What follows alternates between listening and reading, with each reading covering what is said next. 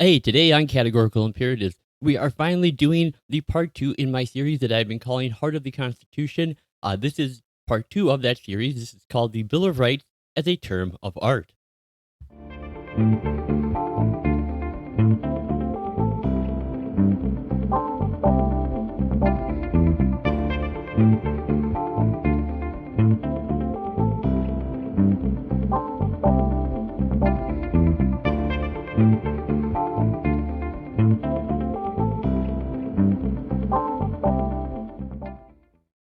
Hey, greetings and welcome back once again to Categorical Imperatives. As always, I am your host, Lockean Liberal, and I do want to thank you all so much for joining me here today.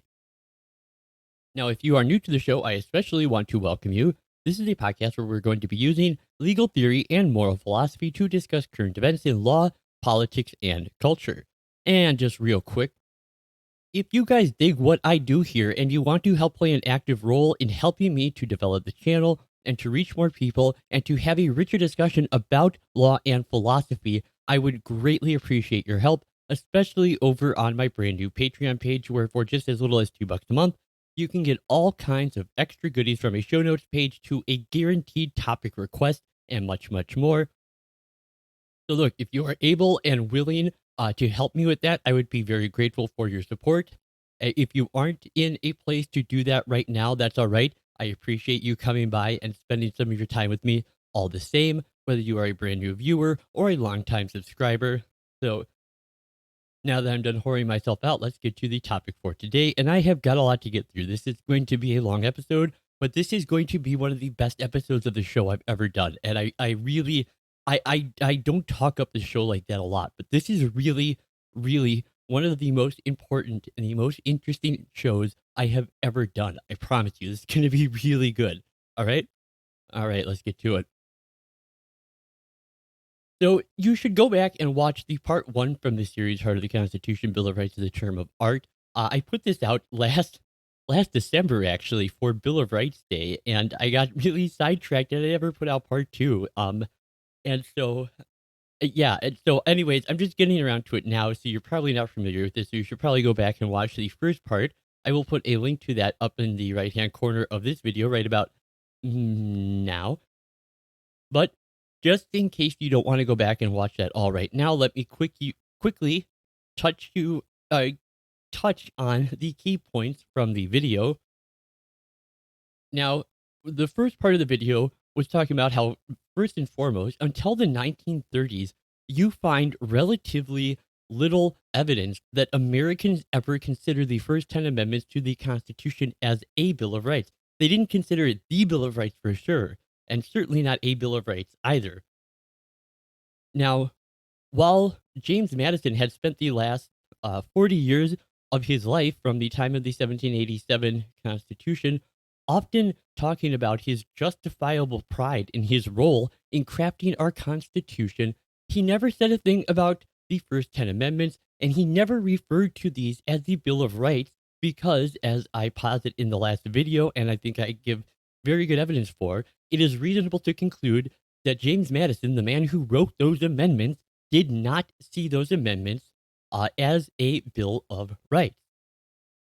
Now, that there were a number of other documents or parts of documents that we can find where people in the 18th and 19th century pointed to and referred to as an American Bill of Rights. Some of them was the Declaration of Independence. For others, it was the 1774 Declaration of Rights of the Continental Association, drafted by the First Continental Congress. For others, it was Article 1, Section 9 of the Constitution, and for others still, it was the Virginia Declaration of Rights, or many people just turned to their state bills of rights and called that the Bill of Rights for them. Now, while the founding era saw a Bill of Rights as a tool of protecting states' rights, the first and largely unsuccessful push we see to make the first 10 amendments into the Bill of Rights actually came around during the Reconstruction period from people like John Bingham, who used the term to create a more expansive role for greater federal powers, since he claimed using those amendments as a Bill of Rights made the amendments an exception to states' rights, which is interesting because, as I just said, most people considered a Bill of Rights from the founding era, they considered a Bill of Rights as a protector of states' rights. And so what we see in the Reconstruction era from John Bingham is that the Bill of Rights are being called an exception to states' rights, which is very odd. Now we've gone all the way through the 19th century in the first episode, and we are up to the pretty much the New Deal era. And this is the first place you really see people talking about these 10 amendments as the Bill of Rights, is it comes around from this New Deal era. And so that is where we are picking up today. So we are going to be starting here. This is part 3 in the overall in the series, and this is how Roosevelt stole our liberties by manipulating meaning. Now, this part will examine how the Bill of Rights became essential to constitutional discourse during the 1930s and the 1940s in the name of even more federal power. And the seminal figure in this transformation was none other than President Roosevelt himself, who discussed the Bill of Rights in many high profile speeches he gave from 1934 to 1944. And in these statements, the president was responding to concerns about the validity of the New Deal as being uh, as and talking about the Bill of Rights as something that was under threat from the Third Reich, excuse me, from Hitler, essentially. Now, when the sesquicentennial of ratification day came around in December 15th, 1941, this was the very first ever National Bill of Rights Day. And this was celebrated with FDR delivering a radio address that made the text the centerpiece of the fight against Hitler. And later, in the midst of the war, the president again called on the Bill of Rights to explain how a bright future would come only after another round of federal action to create more economic entitlements. So this is Section 3, Part 1, The Master Politician. So in June 1934, Franklin Delano Roosevelt took to the airwaves and used the Bill of Rights to respond to criticism of the New Deal. After touting his administration's early successes, Roosevelt went on to say that plausible self-seekers and theoretical diehards will tell you of the loss of individual liberty that Americans are facing as a result of my new programs. But answer this question, he asked.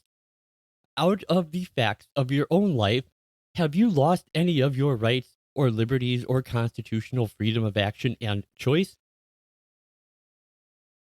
Now, Roosevelt then defined those rights as the Bill of Rights of the Constitution, and this is a quote from him, quote, which I have solemnly sworn to maintain and under which your rights and freedoms rest secure, end quote. He then goes on to say, though, again, quote, read each provision of that Bill of Rights and ask yourself whether you have personally suffered the impairment of a single jot of those great assurances. I have no question in my mind as to what your answer will be, end quote. Now, his fireside chats contained really the most visible presidential reference to the Bill of Rights that we had seen from anyone in decades. But the more important point was how FDR was using the Bill of Rights. As we saw in the first part with both the incorporation doctrine and with the push for nationalist colonialism in the turn of the 20th century, the Bill of Rights was again being summoned up as a means to legitimate greater federal power. Roosevelt was implying that any federal action which complied with the provisions found in the first 10 amendments, as long as it complied with those, that nothing he did was a problem for freedom, which was a direct challenge to the most basic doctrine of our limited government, which is a system of enumerated powers and federalism that were also supposed to be the guardians of liberty. Now, this rhetorical move could only work, however, if people believed that the Bill of Rights was somehow set apart from the rest of the Constitution. So FDR's next meditation on the Bill of Rights and the role of the federal government came about in 1937 during a Constitution Day address before a large crowd at the Washington Monument. Now, the president declared victory in his fight with the Supreme Court over the legality of the New Deal. And if you're interested about what that is about, I've done a great video on that called The Constitutional Revolution of 1937. It's a really fantastic video that will tell you about his struggle with the Supreme Court.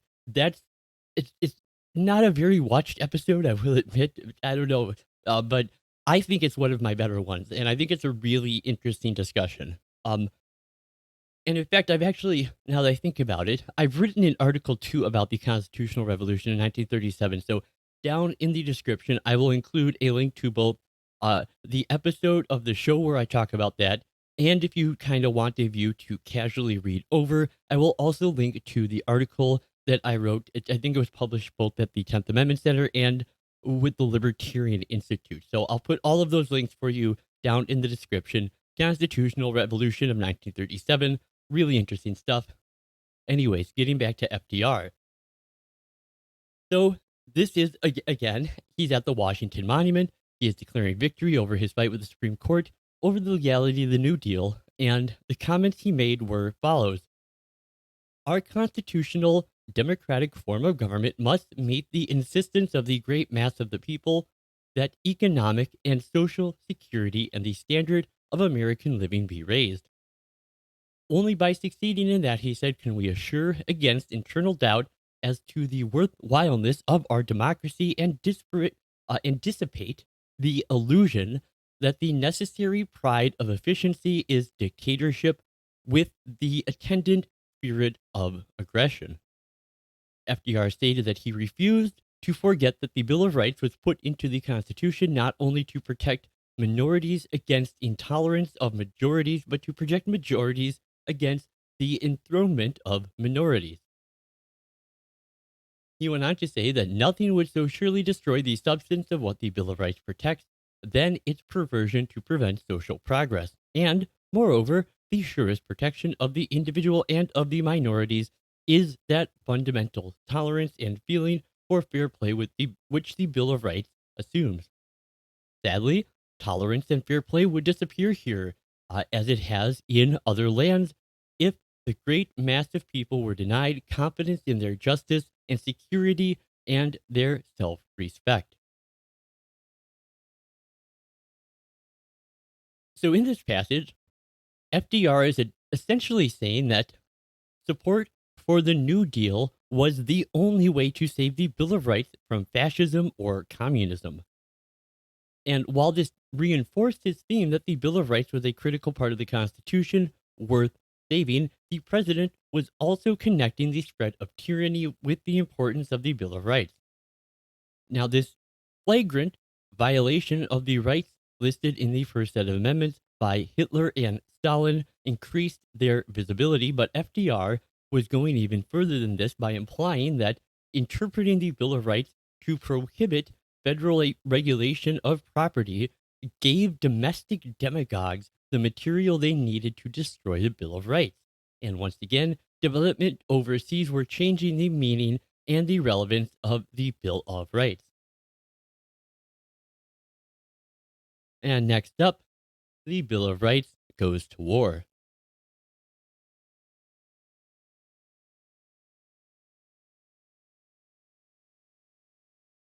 So in 1939, it was proposed by the First Congress and the President, marking the occasion in a speech to a joint session of Congress that began the process for using the Bill of Rights for a new political goal, that of building support for federal action to prepare for war. FDR began this part of his address by stating, there came about that tacit understanding that the Constitution would be added a Bill of Rights. Well and truly did the first Congress of the United States fulfill that first unwritten pledge, and the personal guarantee thus given to our individual citizens have established, we trust, for all time, what has become ingrained in our American natures as the free elective choice of the representatives itself. Now, after endorsing the myth that the Bill of Rights, as opposed to the first set of amendments that is, was written into the Constitution in 1791, the president pivoted to current events. In that Bill of Rights, he went on to say, lies another vast chasm between our representative democracy and those reversions to personal rule which have characterized the recent years. The president's next claim was that the Bill of Rights was an important component of American exceptionalism, uh, and that it drove the rest of his oration from there, which compared some specific provisions in the Bill of Rights with the practices in Nazi Germany and the Soviet Union. One example was the right to a jury trial. Roosevelt asked whether the people of our own land ever stopped to compare that blessed right of ours with some processes of trial and punishment which of late have reincarnated the so-called justice of the Dark Ages. The president posed a similar question about the takings clause, wondering whether we would ever willingly abandon our security against that in the face of the events of recent years. Then he moves on to freedom of religion. He said, quote, where democracy is snuffed out, where it is curtailed, there too the right to worship God in one's own way is circumscribed or abrogated. He went on to say, shall we, by our passiveness, by our silence, by assuming the attitude of the Levite who pulled his skirts together and passed by on the other side, lend encouragement to those who today persecute religion or deny it? The answer to that, Roosevelt said, was no. Today, he said, just as in the days of the First Congress of the United States, it was no. He ended by saying, quote, we believe in the other freedoms of the Bill of Rights, the other freedoms that are inherent in the right of free choice by free men and women, end quote. Now, FDR used the Bill of Rights to attack totalitarianism as part of his extended campaign to convince the nation to support essentially a peacetime military draft, the most intrusive of all the federal acts. And in his speech accepting the Democratic nomination for his third term as president, Roosevelt declared, quote, it is our credo, unshakable to the end, that we must live under the liberties that were first heralded by Magna Carta and placed into glorious operation through the Declaration of Independence, the Constitution of the United States, and the Bill of Rights. The government of the United States, he went on, and I quote here, for the past 7 years has had the courage openly to oppose by every peaceful means the spread of the dictator form of government. If our government should pass to other hands next January, untied hands and experienced hands, we can merely hope and pray that they will not substitute appeasements and compromises with those who seek to destroy all democracies everywhere, including here. So defending the Bill of Rights without appeasement and compromise required a draft, which was later enacted in 1940. Now, popular and official fervor for the first set of amendments reached a peak on the Bill of Rights Day in December 1941. This was the very first time that the anniversary of the ratification of the Bill of Rights itself was celebrated, and tens of millions of Americans participated in the festivities, which were endorsed by Congress and by many state and local officials. In his Bill of Rights Day proclamation, Roosevelt praised what he called the Great American Charter of Personal Liberty and Human Dignity, and noted that the anniversary was especially poignant for those institutions of a democratic peoples which owe their existence to the guarantees of the Bill of Rights, the free schools, the free church, the labor unions, the religious and educational and civic organizations of all kinds, which, without the guarantee of the Bill of Rights, could never have existed.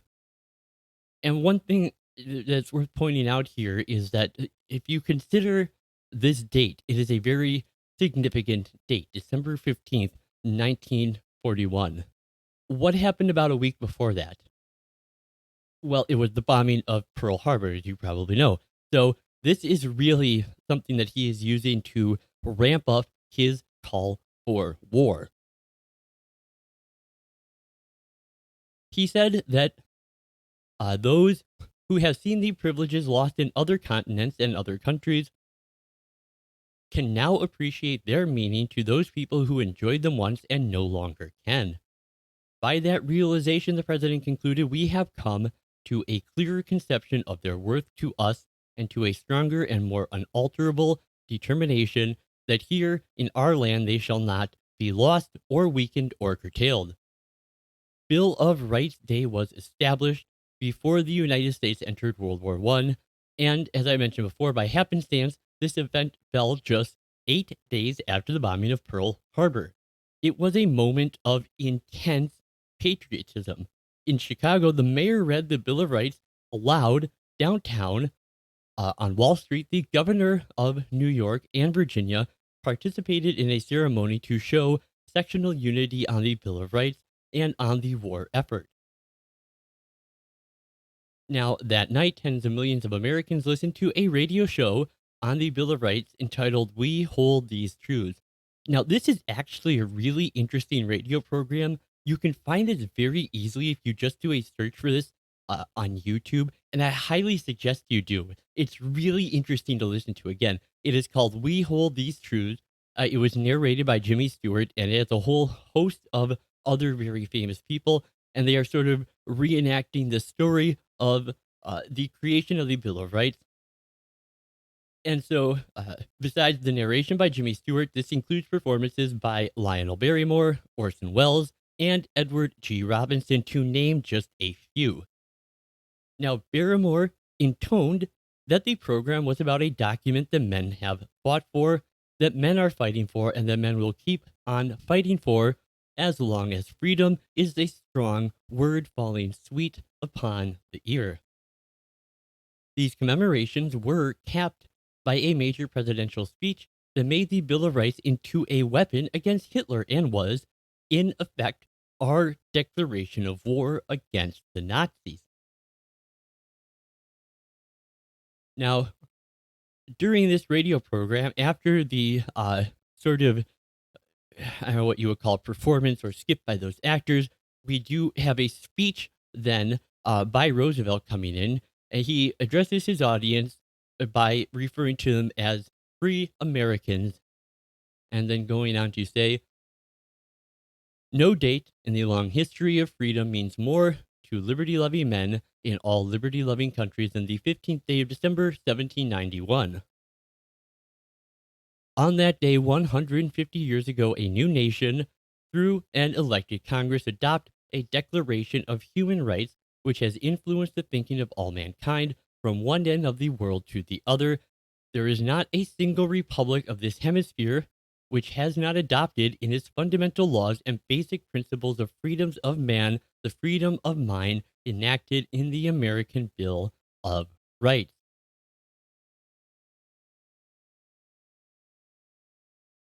He went on to say that there is not a country, large or small, on this continent and in the world which has not felt the influence of this document, be it direct or indirect. Indeed, prior to the year 1933, the essential validity of the American Bill of Rights was accepted everywhere, at least in principle. He said, even today, with the exception of Germany, Italy, and Japan, the people of the whole world, in all probability, 4/5 of them, support its principles, its teaching, and its glorious result. And after that stirring introduction, the president made his case against the Third Reich, as though that's hard to do. He said, quote, in the year 1933, there came to power in Germany a political clique which did not accept the declarations of the American Bill of Human Rights as valid. A small clique of ambitious and unscrupulous politicians who announced and admitted platform was precisely the destruction of the rights that that instrument declared. Indeed, Roosevelt went on to say the entire program and goal of these political and moral tigers was nothing more than the overthrow throughout the earth of the great revolution of human liberty, of which our American Bill of Rights is the mother charter. Now, Roosevelt then offered a dark assessment of what life without the Bill of Rights would look like under Hitler.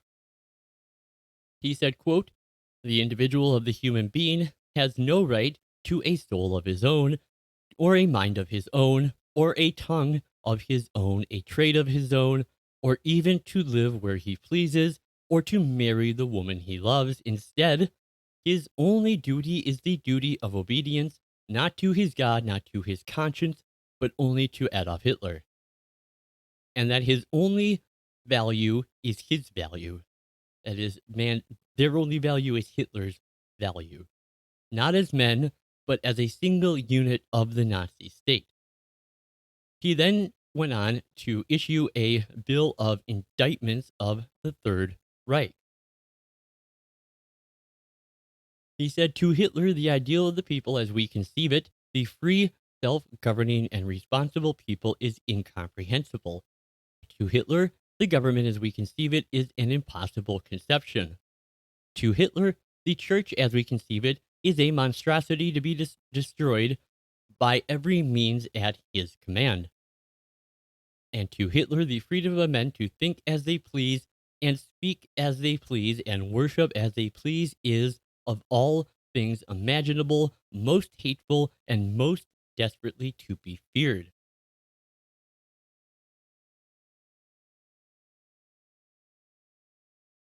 What we face, FDR said, is nothing more or less than an attempt to overthrow and to cancel the great upsurge of human liberty, which the American Bill of Rights is the fundamental document. "We will not," he very defiantly concludes, "under any threat or in the face of any danger, surrender the guarantees of liberty our forefathers framed for us in our Bill of Rights. Needless to say, extraordinary federal control over the economy, including rationing, was required to defend these liberties, and the Bill of Rights lent crucial symbolic support to those efforts."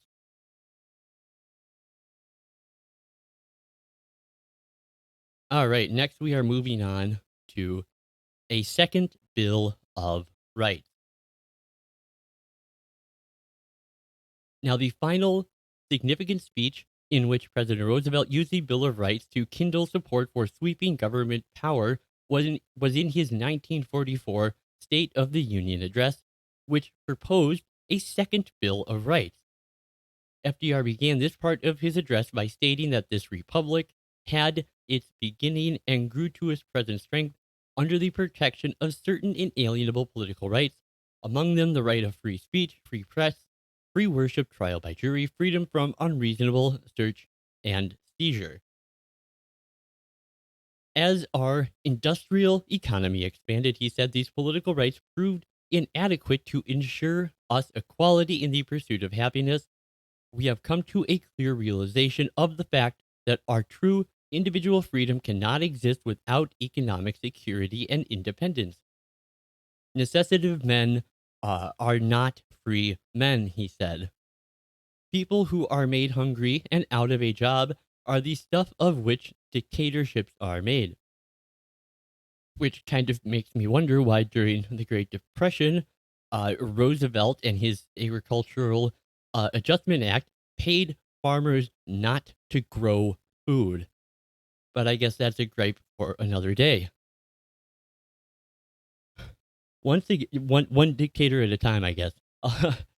Once again, the president was drawing a connection between federal inaction and the rise of tyranny, for without, he said, this economic Bill of Rights, we risk returning to the so-called normalcy of the 1920s, and that would mean that though we shall have conquered our enemies on the battlefield abroad, we shall have yielded to the spirit of fascism here at home. And after explaining that we have accepted, so to speak, a second Bill of Rights under which a new basis of security and prosperity can be established for all, regardless of station of race or creed. The president listed several positive rights that should be secured through a new bit of federal legislation. And these included first, the right to a useful and remunerative job. Second, the right to earn enough to provide adequate food and clothing and recreation. Three, the right of every family to a decent home. Four, the right to adequate medical care. And five, the right to a good education. Now, in his campaign for a fourth term that October, the president told a rally that, quote, our economic Bill of Rights, like the sacred Bill of Rights of our Constitution itself, must be applied to all citizens, end quote. Now, such an ambitious agenda would not be achieved in FDR's lifetime, and the only concrete step taken prior to his death was the enactment of benefits for returning veterans, which soon earned an appropriate nickname, which is the GI Bill of Rights. Now, this act of Congress was really whatever you think of him, was a brilliant marriage of the president's use of the symbolism of the Bill of Rights to further uh, bring bring greater further federal action towards his belief in economic justice and national defense, and capped the march of the 1791 amendments from obscurity to fame. At the same time, the GI Bill of Rights illustrated the importance of global events on the growth of this core element of the Constitution.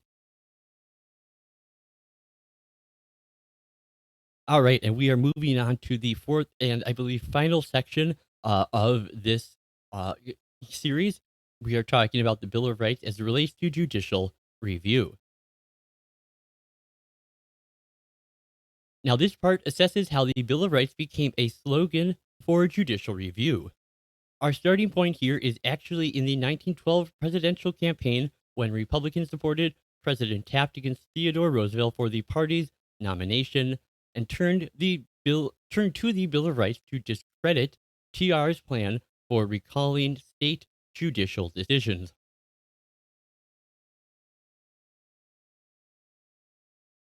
And following the collapse of the court's traditional jurisprudence in 1937,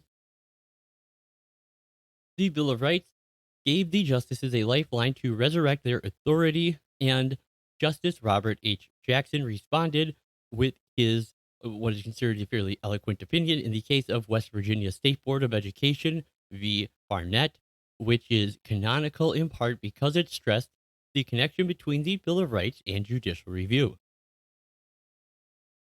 And when the court was presented with the tricky issues of whether married couples could be barred from using contraceptives, Griswold versus Connecticut used a holistic reading of the Bill of Rights to find a constitutional right to privacy. Now let's talk about Teddy Roosevelt, the Rough Rider. Now, Teddy Roosevelt needed a powerful issue to defeat a sitting president for his party's nomination. And his gambit was to call for giving voters the authority to recall decisions by state courts. And in a speech to Ohio's Constitutional Convention in 1912, Roosevelt contended, when a judge decides a constitutional question, when he decides what the people as a whole can and cannot do, the people should have the right to recall that decision if they think it is wrong. We should hold the judiciary in all respect, but it is both absurd and degrading to make a fetish of a judge.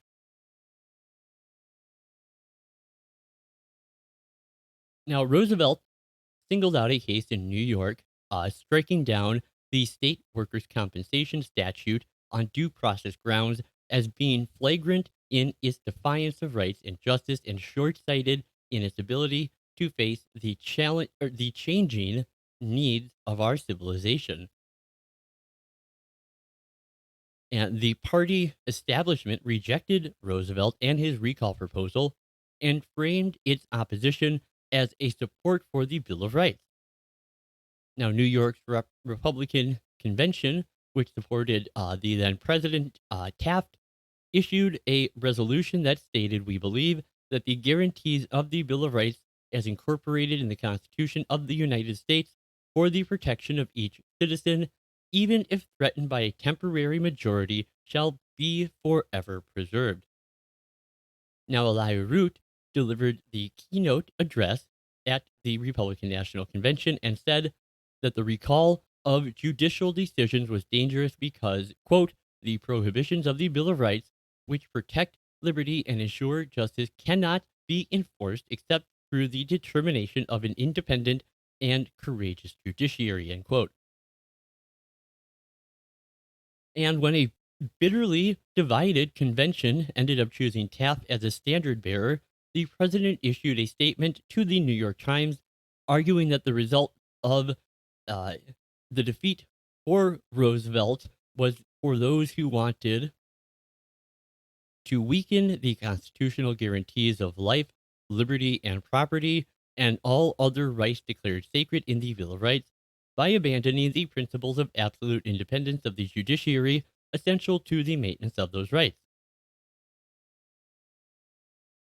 Now, a little reflection, however, reveals a flaw in these arguments that again illustrates the role of the Bill of Rights as a symbol, though this time in support of judicial view rather than of federal action. And in 1912, only two sections of the initial set of amendments, which are the Takings Clause and the Due Process Clause, had been applied to the states. And since Roosevelt's plan involved the recall of only state judgments, how could this threaten the Bill of Rights?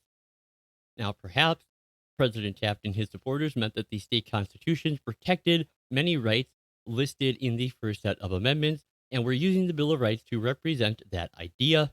I think a more realistic observation, though, is that the decision that Teddy Roosevelt wanted recalled rested on the liberty of contract as it was interpreted in the seminal anti canonical case of Lochner v. New York. That is another topic I have made a video on. I really like my Lochner video as well. I will be putting a link to it in a little card up in the corner right about now. And if you want to go watch it later, I'll be putting a link to it in the description.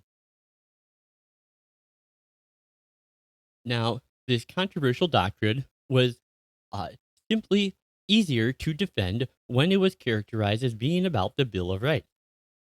Consequently, the first use of the Bill of Rights to support judicial authority came, ironically enough, in a partisan fight within one of the two political parties. Now we're going to discuss the road to Barnette. While the Bill of Rights was in this instance a handy tool for defending Lochner when the liberty of contract disintegrated in 1937, that text played a more prominent role in restoring confidence in judicial review. Consider anew a familiar authority. Footnote 4 of the United States v. Carolyn Product Co. Now, for those of you who haven't been to law school, what this is just a footnote to what became a very important case, but was just sort of seemingly a random case known as Carolyn Product Co. And footnote 4 is the most famous footnote in the whole, certainly of American constitutional law and maybe American law in general. So anyone who has even so much as taken a 1L con law class will be able to tell you exactly what footnote 4 is right off the top. This is a very big deal. Because what this did was suggest a new defense of judicial scrutiny that opened up with this thought. There may be narrower scope for operation of the presumption of constitutionality when legislation appears on its face to be within a specific prohibition of the Constitution, such as those of the first 10 amendments. And in this quote, the court recognized that the 1791 amendments were a potential resource, but tellingly, they did not call that list a Bill of Rights. At this point, the Bill of Rights was still seen as more majoritarian in aiding the extension of federal authority than a counter-majoritarian measure. And another irony in the history of the Bill of Rights is that its surge within the court began with with an opinion from Felix Frankfurter, who is not seen by any means as a civil libertarian, partly due to his dissent in the case Barnette.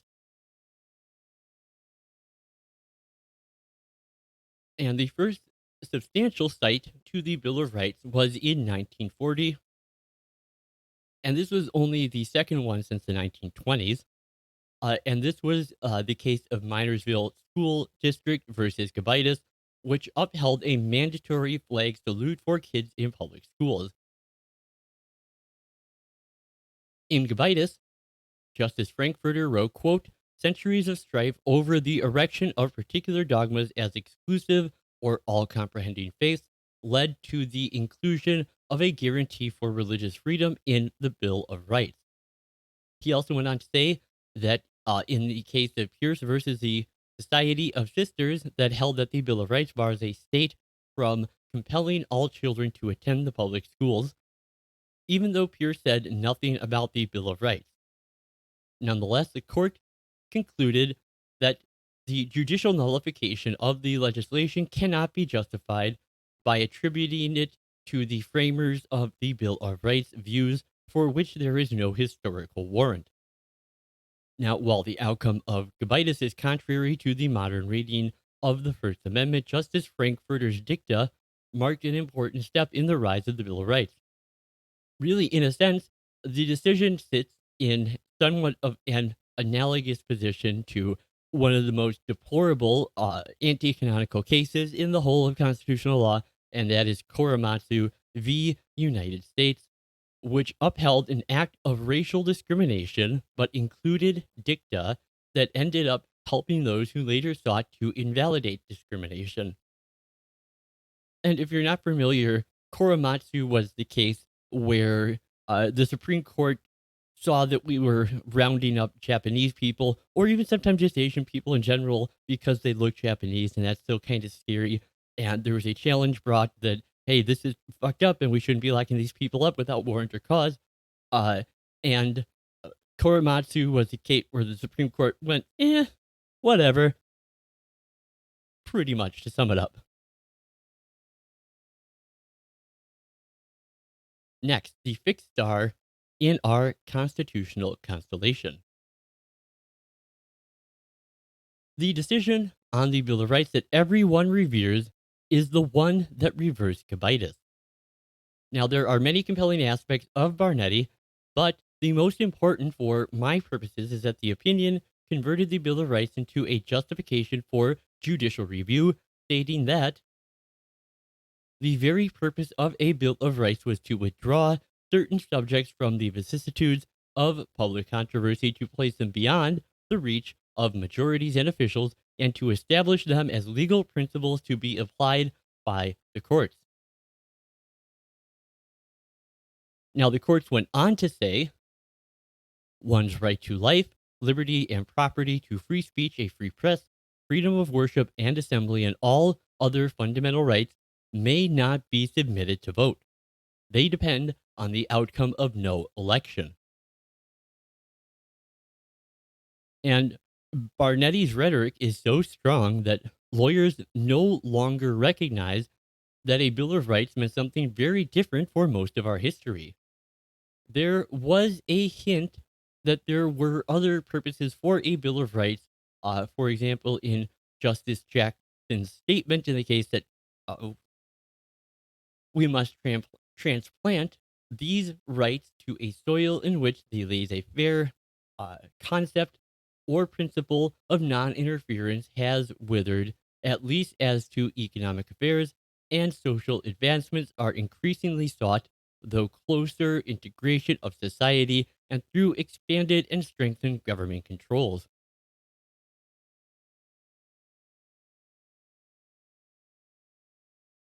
Now, the missing element of this analysis was that the Bill of Rights played a vital role in validating expanded and strengthened government control,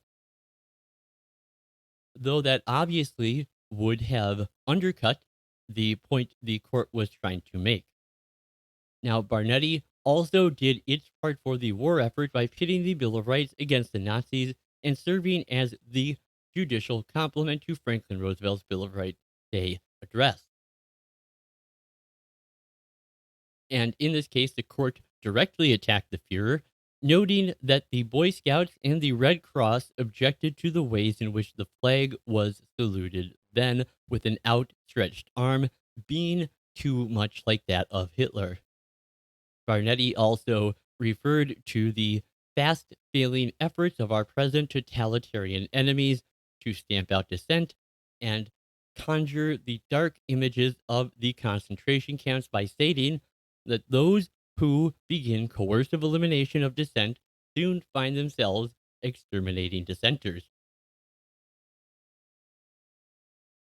Now, something of the punchline of this section of the opinion was when they said, quote, "We set up a government by consent of the governed, and the Bill of Rights denies those in power any legal opportunity to coerce that consent," end quote. And after World War II, Barnette's description of the Bill of Rights and judicial review supplanted the use of that term to legitimate federal power, and Justice Jackson's quote is periodically wheeled out to buttress difficult holdings striking down state laws. And the first appearance of this quote came from the school district of Abington Township versus Shemp, which held that a public school could not begin the day with readings from the Bible. At the conclusion of Shemp, the court quoted Jackson's line on a Bill of Rights and said that the quote refuted the claim that a majority could use the machinery of state to practice its religious beliefs. 2 decades later, when it invalidated abortion restrictions enacted by Pennsylvania, the court ended its opinion by citing the same dicta to support that certain values are more important than the will of a transient majority. And then in Obergefell v. Hodges, the court quoted most of Jackson's language as representing the idea of the Constitution and using it in support of the right of same sex marriage and the right to privacy. When Griswold came before the court in 1965, the justices again turned to the Bill of Rights to buttress their decision. But this time, the court read the first set of amendments in a more comprehensive way. Justice William O. Douglas's opinion said that the unwritten right to privacy was justified because, quote, specific guarantees in the Bills of Rights have penumbras formed by emanations from those guarantees to help give them life and substance, end quote. The court then cited the First, Third, Fourth, Fifth, and Ninth Amendment as establishing zones of privacy and observed that the enforcement of a ban on contraceptives would require significant intrusion into those zones. And as Justice Douglas explained more succinctly in his dissent in the case of Poe v. Allman, can there be any doubt that a Bill of Rights in a time of peace bars soldiers from being quartered in a home without the consent of the owner, should also bar the police from investigating the intimacies of the marriage relation. Now, while the court's discussion of emanations and penumbras is very easy to lampoon, Griswold is the only case the Supreme Court opinion actually treats the Bill of Rights as a coherent text. Still, the effort was more symbolic than real. Much of the Bill of Rights is unrelated to privacy, and a fair observer would be very hard pressed to argue that privacy is the most important thing of those first sets of amendments. Note, however, how different Griswold's interpretive approach was from the one taken in the cases dealing with the liberty of contract. For example, Lochner could have ticked off an equally impressive list of clauses in the Second, Third, Fourth, Fifth, and Ninth Amendments that protected property rights, and then claimed that these zones supported a constitutional liberty of contract. Part of the reason this did not happen is that when cases such as Lochner were decided, the idea that the Bill of Rights was a Bill of Rights was not self-evident, and there was no sense, at least until 1912, that the Bill of Rights had some kind of important meaning for the exercise of judicial review. Now, Griswold came along after the court had adopted the Bill of Rights as its mascot, and Griswold's other innovation with respect to the Bill of Rights was in its assertion that marriage involved, quote, the right of privacy older than the Bill of Rights, end quote, which implied that right predates the 1791 amendments, must be exceptionally important because people recognized them even earlier. Though this language is quoted only in cases that are about marriage, Justice Kennedy has embraced its theme in more than one opinion to explain why clauses in the 1787 Constitution deserve rigorous enforcement. For instance, in the case of Bodamine versus Bush, he wrote for the court that its analysis must begin with two propositions. First, protection of the privilege of habeas corpus was one of the few safeguards of liberty specified in the Constitution that, at the outset, had no Bill of Rights. And in the system that was conceived by the framers, the writ had a centrality that must inform proper interpretation of the suspension clause.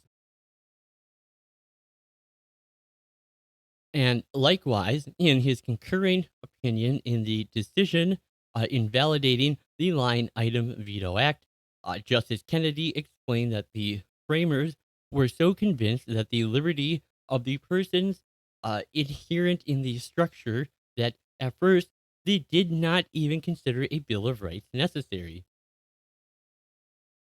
In effect, the Bill of Rights was used to cast a retrospective glow on what the framers proposed, which is the tail wagging the dog from a historical perspective. And in sum, the justices invoked the Bill of Rights in many forms to discharge their constitutional duties. The first set of amendments for so long were a legal afterthought, and what Justice Fortas called in 1968 the Great Bill of Rights in our Constitution. And now we draw our conclusions. On Bill of Rights Day in 1952, the President, Chief Justice, and many other dignitaries gathered at the National Archives for a special ceremony. The original Declaration of Independence and the Constitution were being put on display in a new shrine that was meant to preserve these relics for all time. Joining them was one of the original copies of the Bill of Rights. And in his dedication, remarks by President Truman, he stated that he was glad that the Bill of Rights is at last to be exhibited side by side with the Constitution. He went on to say that, in my opinion, the Bill of Rights is the most important part of our Constitution. And this was the case because it is, according to him, the only document in the world that protects the citizens against his government.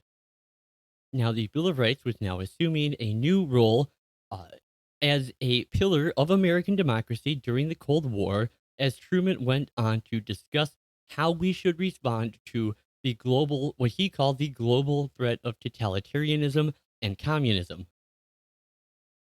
Now, what those in attendance did not know, or maybe conveniently chose to forget, was that the Bill of Rights under glass was not even a Bill of Rights to the founders and was not principally about protecting citizens from their government. This really wasn't a thing until well into the 20th century. And an essential aspect of a canonical text is its susceptibility to many interpretations that allow different schools of thought to embrace at least one of its meanings. The Bill of Rights possesses the requisite ambiguity because nothing in the text defines the terms, and because the first set of amendments can easily be understood as representing broad concepts such as the rule of law, judicial review, fundamental rights, or the constitutional right of privacy. At that level of generality, the Bill of Rights can act as a balm to those troubled by extensions of federal authority, as was the case with the incorporation, imperialism, New Deal, and World War II. And Americans tend to really sort of lavish on the Bill of Rights. And flexible as the phrase is, I think people still understood the text as a product of the 18th century. Franklin Roosevelt sought not only to supplement the Bill of Rights with a second one granting positive rights, he did not attempt to redefine the Bill of Rights to include those freedoms. As a result, many of the great constitutional achievements of the past 2 centuries, especially the Reconstruction Amendments, are somewhat excluded from that special club that are not given a place of honor in the National Archives. There are several obsolete parts of the Constitution that cannot be removed without a formal Article 5 amendment, but we are free to enlarge the scope and purpose of the Bill of Rights to reflect our contemporary values. Well, that is going to do it for me here today. And before I go, I wanted to thank Blue North Wind for reminding me to do this episode. She was kind enough a month or two ago to mention how much she really loved my first Bill of Rights episode. And that got me to realizing I had not done the second one that had been ready for like 6 months. So I wanted to just thank her. She's a long time I guess subscriber, follower, friend, kind of all of the above. Um, and so, yeah, I'm really glad I got this done because, as I said in the beginning, like, uh, you know, I'm trying to be modest here, but I think this is really one of the best videos I have ever done.